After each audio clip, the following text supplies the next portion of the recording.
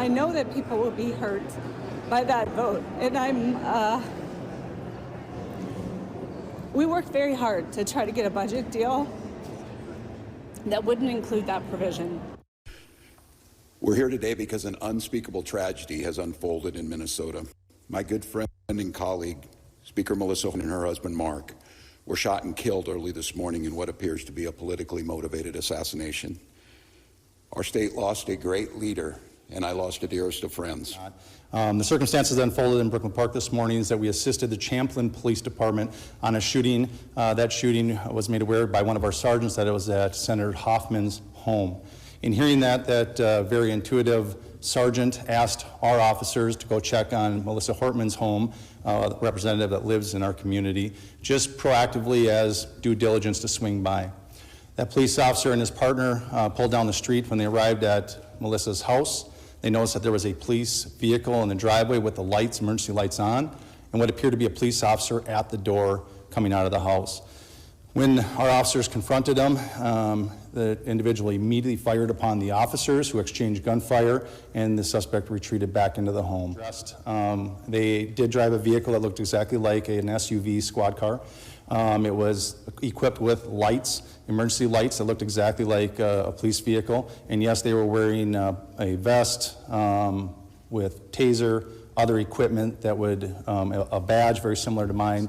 Very briefly after the officers had exchanged gunfire and the suspect retreated into Melissa's home, they immediately went up to the threshold and looked in and seen a male that was down, clearly had been struck by gunfire. They made limited penetration, grabbed a hold of the male and drug him out to safety to attempt first aid. However, he was pronounced dead shortly after that. At that point, the officers surrounded the house, got additional resources and SWAT resources, and then ultimately went in with a drone identifying a female in the home. And I'll read you some of those words, minus some of the filler words. He said, "I'm gonna be gone for a while." Again, these are the words of Vance Boelter. "I may be dead shortly, so I just want to let you know, I wish it hadn't gone this way. I don't want to say anything more. You guys don't know anything about this. I love you guys, and I'm sorry for all the trouble this has caused." In the suburban Minneapolis area with this massive, you can see that SUV there being towed away, with this massive manhunt underway. Jose. Let's look at that, Maggie, because that's the one that the suspect was utilizing. Boy, yeah. You see that? The lights on the top.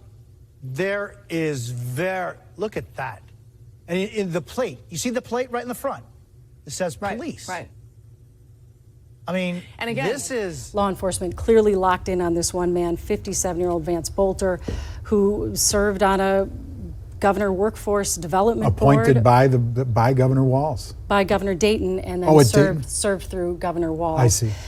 So the chilling detail out of all of that being that Senator Hortman also served on that development board. So there may have been some kind of relationship. Clearly they knew each other if they served on the same board. Right. And of course, at Senator Hortman's home, he and his wife were both shot repeatedly, both out of surgery and expected to survive, which is wonderful news.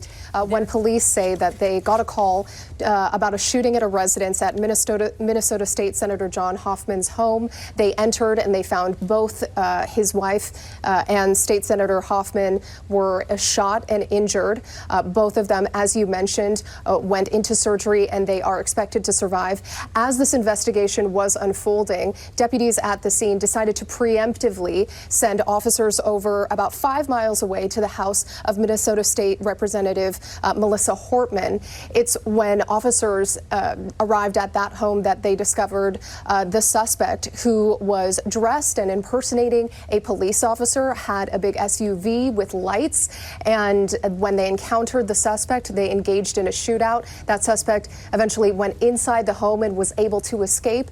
When officers were able to get inside that residence, that's when they found State Representative Melissa Hortman and her husband had been killed. And she was terrified because when the state came to vote on if they were going to provide health care for illegals, she voted no. And now she's dead. I know that people will be hurt by that vote, and we worked very hard to try to get a budget deal that wouldn't include that provision. And they couldn't get it done. It had to be with that provision for the bill to go through. Something must stop the cycle of reciprocal violence. Something must stop it, or it'll never stop. Just eye for an eye, tooth for a tooth, limb for a limb, life for a life, forever and ever.